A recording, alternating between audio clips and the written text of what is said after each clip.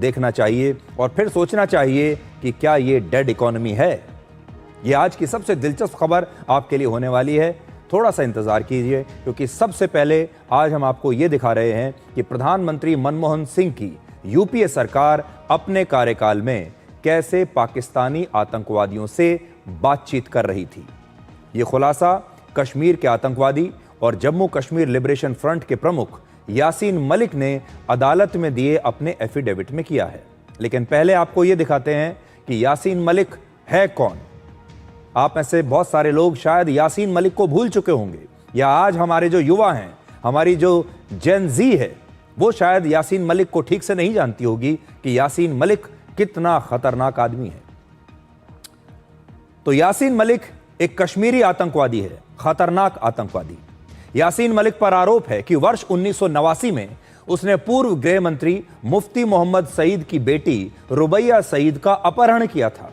क्यों अपहरण किया था? क्योंकि इसके बदले वो कुछ आतंकवादी जो जेल में बंद थे उन्हें रिहा कराना चाहता था, और कुछ आतंकवादियों को रिहा किया भी गया।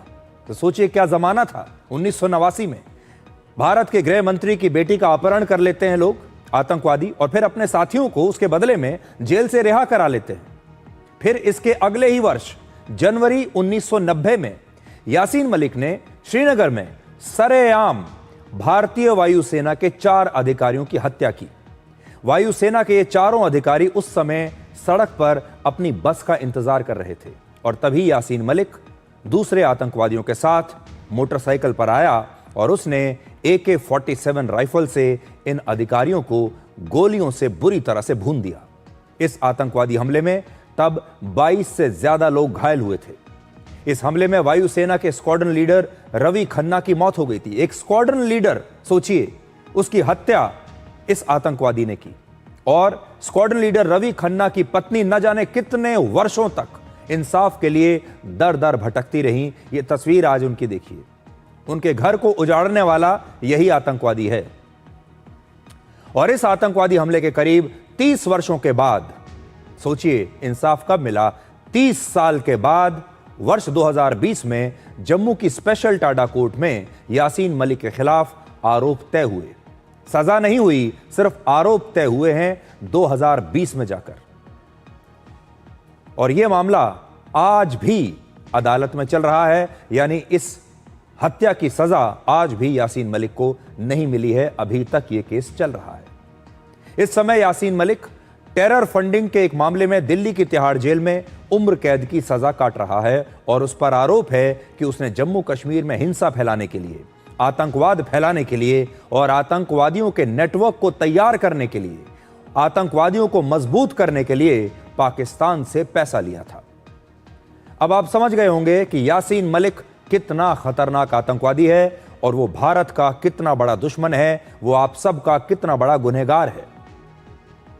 अब जो बात आपको सबसे ज्यादा हैरान करेगी वो ये है कि वर्ष 2006 में, ध्यान से सुनिएगा आप, वर्ष 2006 में जब देश में यूपीए की सरकार थी, कांग्रेस के नेतृत्व वाली यूपीए सरकार, जिसमें प्रधानमंत्री डॉक्टर मनमोहन सिंह थे, और जब यूपीए की चेयरपर्सन स्वयं सोनिया गांधी थी, उस समय भारत सरकार ने इस तरह के आतंकवादियों को शांति दूत बनाकर पाकिस्तान में हाफिज सईद जैसे खतरनाक आतंकवादियों से मीटिंग करने के लिए कहा था, ताकि भारत में पल रहा यह आतंकवादी पाकिस्तान में हाफिज सईद जैसे खतरनाक आतंकवादियों से मिलकर कश्मीर पर बातचीत कर सके। देखिए, शांति के लिए बातचीत कौन कर रहा है? इधर से जाने वाला एक आतंकवादी वहां पाकिस्तान में बैठे दूसरे खतरनाक आतंकवादी से मीटिंग कर रहा है। किस लिए? कश्मीर को लेकर। आज आपको यह समझ में आएगा कि आजादी के 75 साल तक कश्मीर की समस्या कभी हल क्यों नहीं हो पाई। अब पूरी कहानी सुनिए। वर्ष 2006 में यासीन मलिक पाकिस्तान गया था, और उस समय उसकी मुलाकात लश्कर तैयबा के प्रमुख हाफिज सईद से हुई, और पाकिस्तान में बैठे दूसरे खतरनाक आतंकवादियों से भी इसने मीटिंग की। तस्वीर आप देख लीजिए यहां पर। यासीन मलिक अब अपने एफिडेविट में यह दावा करता है कि उसने कश्मीर के मामले पर प्रधानमंत्री मनमोहन सिंह की मदद करने के लिए हाफिज सईद और दूसरे पाकिस्तानी आतंकवादियों के साथ मीटिंग की थी और मध्यस्थता कराने की कोशिश की थी। यासीन मलिक ने दावा किया है कि उसने पाकिस्तानी आतंकवादियों से यह मुलाकात उस समय के आईबी के स्पेशल डायरेक्टर वीके जोशी के कहने पर की थी। आज वो एफिडेविट मैं लेकर आया हूं और आज मैं आपको एफिडेविट वो दिखाऊंगा भी। आपकी स्क्रीन पर भी वो एफिडेविट है, आप देखिए। देखिए ये एफिडेविट है in the high court of Delhi at New Delhi. देखिए, अगर किसी को कोई शक हो तो एफिडेविट की कॉपी मेरे पास है। हाई कोर्ट में, दिल्ली के हाई कोर्ट में इस एफिडेविट को दिया गया है और अब मैं आपको पढ़कर सुनाता हूं जो आपकी स्क्रीन पर भी आ रहा है। यासीन मलिक इसमें कहता है, when I return to New Delhi from Pakistan, special director IB VK Joshi as part of the debriefing exercise met me in the hotel and requested me to immediately brief the prime minister। Hindi में अब आपको अनुवाद करके बताता हूं। यासीन मलिक कह रहा है कि जब मैं पाकिस्तान से इन सारे आतंकवादियों से मिलकर वापस दिल्ली आया तो आईबी के स्पेशल डायरेक्टर वीके जोशी ने मुझसे एक होटल में मुलाकात की और मुझसे कहा कि पाकिस्तान में आपकी जो भी बातचीत हुई है इन सारे आतंकवादियों से, उसके बारे में आप आज शाम को ही प्रधानमंत्री मनमोहन सिंह से मिलिए और उन्हें ब्रीफ करिए, उन्हें पूरा बताइए कि पाकिस्तान में क्या क्या हुआ। फिर यह कह रहा है, I met the prime minister Manmohan Singh the same evening where M.K. Narayanan national security adviser was also present. तो आप देखिए कि वो आता है और उसी दिन शाम को उसे भारत के प्रधानमंत्री के साथ अपॉइंटमेंट मिल जाती है। अपॉइंटमेंट मिलती है, वो प्रधानमंत्री मनमोहन सिंह से मिलने जाता है, नेशनल सिक्योरिटी एडवाइजर भी साथ में बैठे हैं और फिर लिख रहा है, I briefed him on my meetings and apprised him on the possibilities where he conveyed his gratitude to me for my efforts, time, patience and dedication. यानी प्रधानमंत्री मनमोहन सिंह ने यासीन मलिक की तारीफ की, उनका धन्यवाद किया और कहा कि आप जो कोशिश कर रहे हैं, अपना समय जो लगा रहे हैं और आपका जो डेडिकेशन है इस देश के प्रति, कश्मीर के प्रति, उसको मैं अप्रिशिएट करता हूं, मैं उसकी तारीफ करता हूं। और फिर आगे चलकर वो ये बता रहा है कि देखिए मैंने तो ये सब कुछ किया था भारत सरकार के कहने पर और आगे चलकर इसी चीज को मेरे खिलाफ इस्तेमाल किया गया और मुझे आतंकवादियों के साथ जोड़कर दिखाने की कोशिश की गई। ये वो कह रहे हैं, but as luck would have it, this meeting of mine with Hafiz Saeed and other militant leaders of Pakistan, which was initiated and executed only on the request of Special Director IB VK Joshi, were portrayed in a different context against me। तो क्या कह रहा है ये आतंकवादी? इसका कहना है यासीन मलिक का कि देखिए मैं तो आईबी के स्पेशल डायरेक्टर के कहने पर इन सारे आतंकवादियों से मिला पाकिस्तान में, मैंने भारत के कहने पर, भारत सरकार के कहने पर मैंने इनसे बातचीत की, फोटो इनके साथ खिंचवाई, बाद में वापस आकर भारत के प्रधानमंत्री को सब कुछ सच बता दिया, लेकिन आगे चलकर इसी मीटिंग को मेरे खिलाफ इस्तेमाल किया गया। आज आप उस समय की कल्पना कीजिए जब भारत के national security adviser M.K. Narayanan और प्रधानमंत्री मनमोहन सिंह यासीन मलिक जैसे खतरनाक आतंकवादी देश के दुश्मन को दिल्ली पहुंचते ही उसी शाम मिलने का समय दे देते हैं और फिर उसका धन्यवाद भी करते हैं। अब आपको बताते हैं कि यासीन मलिक ने यह एफिडेविट अदालत में क्यों दिया है। वर्ष 2022 में स्पेशल NIA कोर्ट ने टेरर फंडिंग के एक मामले में यासीन मलिक को आजीवन कारावास की सजा दी थी। हालांकि जांच एजेंसी NIA ने इस फैसले को दिल्ली हाईकोर्ट में चुनौती दी और यासीन मलिक को फांसी की सजा देने की मांग की।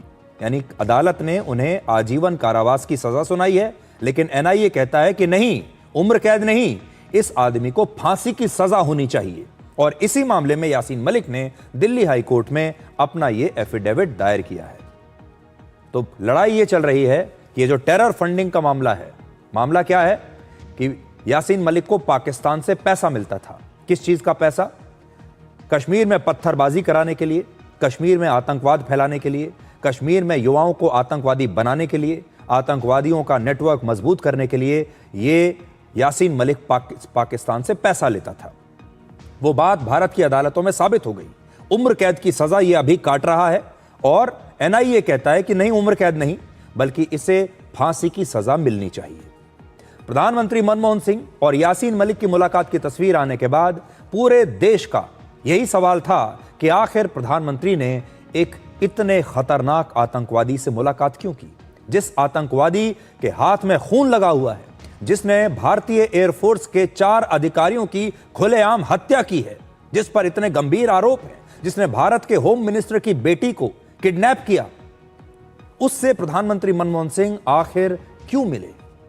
आप इस समय प्रधानमंत्री मनमोहन सिंह और यासीन मलिक की मुलाकात की तस्वीरें देख रहे हैं, जिसकी बहुत चर्चा उस समय भी हुई थी। हालांकि हम इस बात की पुष्टि नहीं कर सकते कि यह वर्ष 2006 की वही मुलाकात है, लेकिन आप देख सकते हैं कि मुलाकात हो रही है। सोचिए, जब प्रधानमंत्री मनमोहन सिंह की यूपीए सरकार पाकिस्तानी आतंकवादी हाफिज सईद से बात कर रही थी, जब यासीन मलिक हाफिज सईद से मिलने के लिए पाकिस्तान जा रहा था और भारत की सरकार यह सोचती थी कि कश्मीर में शांति स्थापित करने के लिए हाफिज सईद को मक्खन लगाना जरूरी है, हाफिज सईद से बात करना जरूरी है, और उन्होंने इन आतंकवादियों से बातचीत शुरू कर दी थी। इस बातचीत के करीब 1 महीने के बाद ही पाकिस्तान ने भारत पर एक बड़ा आतंकवादी हमला करवा दिया। मार्च 2006 में उत्तर प्रदेश के वाराणसी में प्रसिद्ध संकट मोचन मंदिर और रेलवे स्टेशन पर 2 शक्तिशाली बॉम्ब ब्लास्ट हुए थे, जिसमें 28 लोगों की मौत हो गई थी और 100 से ज्यादा लोग घायल हो गए थे। 28 लोग मारे गए थे। याद कर लीजिए आप।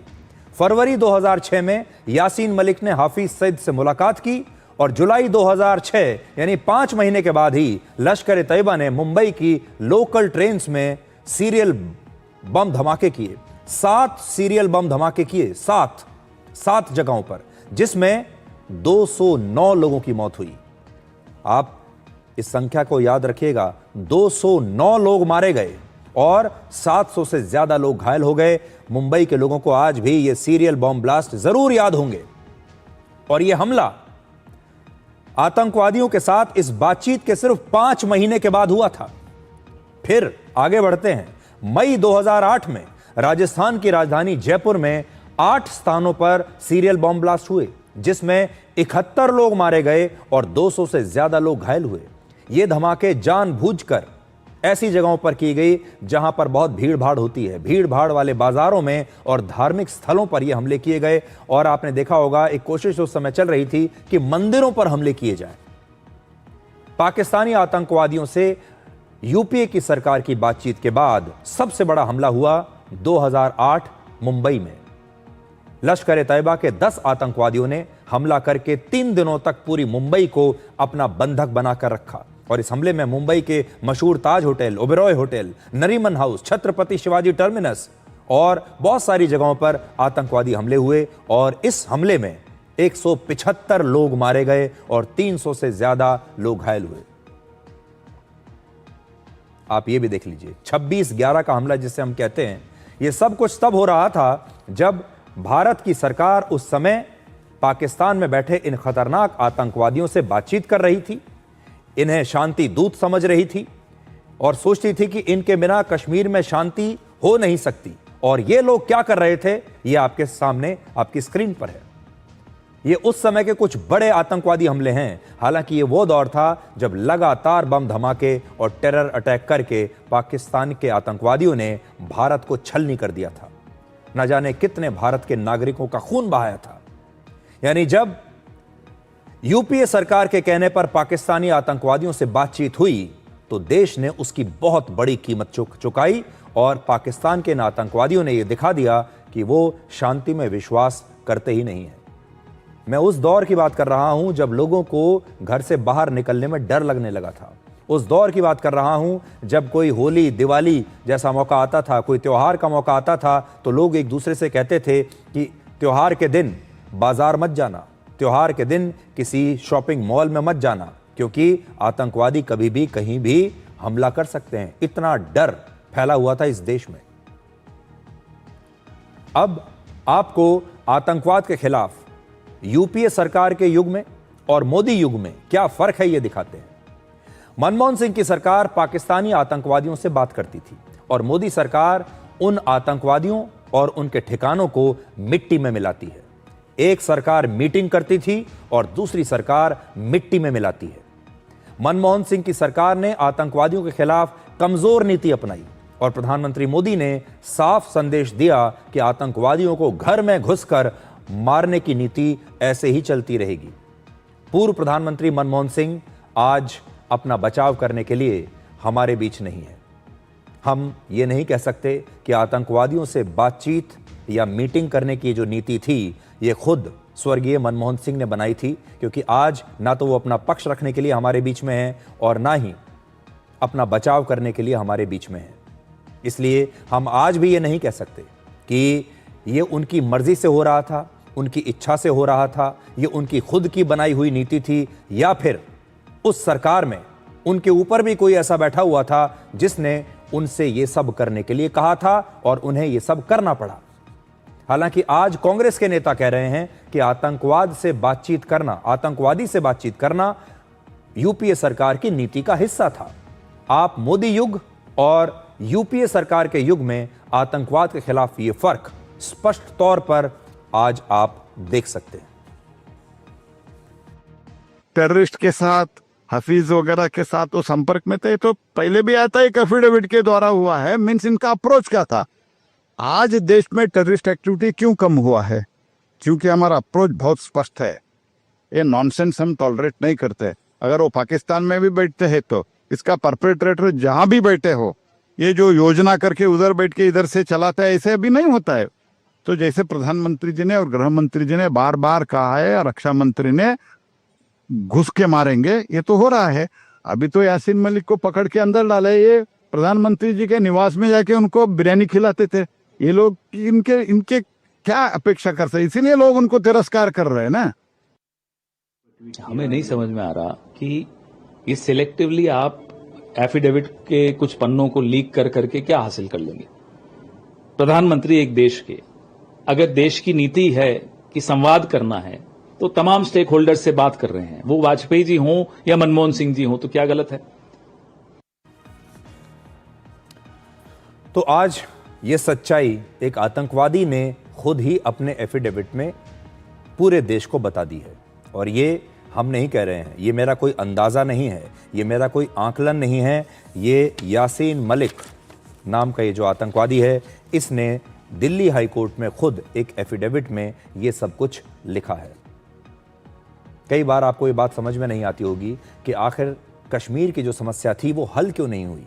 इतने दशक बीत गए, इसे हल करने के लिए क्या किसी भी सरकार ने कोई प्रयास नहीं किया? और अब जाकर कश्मीर में इतने बड़े क्रांतिकारी बदलाव किए गए हैं, क्या ये इससे पहले नहीं हो सकते थे? इससे आज आपको ये पता चलेगा ब्लैक एंड वाइट में कि जो पहले की सरकारें थी, खास तौर पर जो कांग्रेस के समर्थन वाली कांग्रेस की सरकारें थीं, यूपीए की सरकार थी, उनकी नीति पाकिस्तान और आतंकवाद को लेकर बिल्कुल अलग थी। कश्मीर को लेकर उनकी नीति बिल्कुल अलग थी। आतंकवाद पर उनकी जो नीति थी वो बड़ी दोस्ताना वाली नीति थी। वो आतंकवादियों से रिक्वेस्ट करते थे, आतंकवादियों के साथ शांति वार्ताएं करते थे, आतंकवादियों के साथ सम्मेलन करते थे, आतंकवादियों से रिक्वेस्ट करके कहते थे कि भाई आप मान जाइए और हमारे साथ बातचीत कर लीजिए, हम अपना आदमी भेजते हैं आपके पास, आप बताइए आपको क्या चाहिए। ये स्वर हुआ करते थे भारत के। लेकिन आतंकवादी एक ही भाषा को समझते हैं और वो है मिट्टी में मिलाने की भाषा को।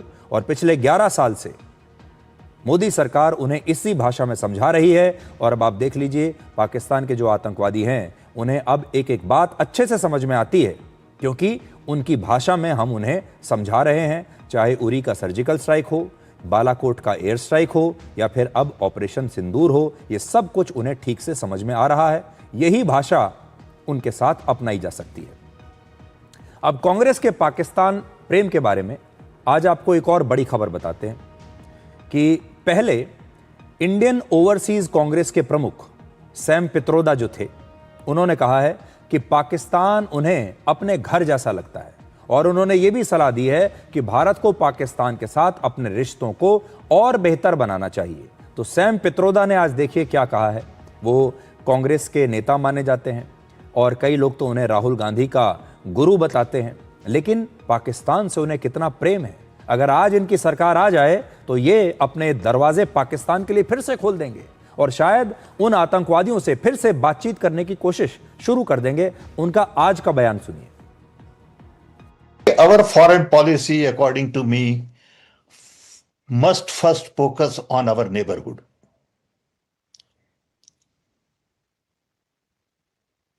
Can we really substantially improve relationship with our neighbors?